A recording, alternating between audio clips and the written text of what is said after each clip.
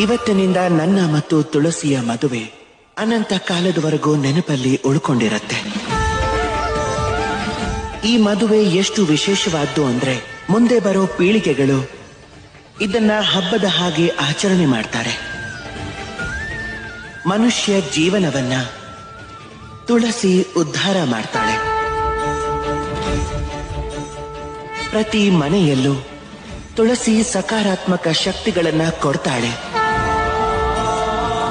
ಇವತ್ತಿನಿಂದ ನನ್ನ ಮತ್ತು ತುಳಸಿಯ ಮದುವೆ ಅನಂತ ಕಾಲದವರೆಗೂ ನೆನಪಲ್ಲಿ ಉಳ್ಕೊಂಡಿರತ್ತೆ.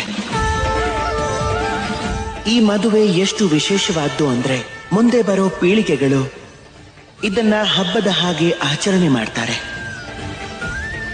ಮನುಷ್ಯ ಜೀವನವನ್ನ ತುಳಸಿ ಉದ್ಧಾರ ಮಾಡ್ತಾಳೆ. ಪ್ರತಿ ಮನೆಯಲ್ಲೂ ತುಳಸಿ ಸಕಾರಾತ್ಮಕ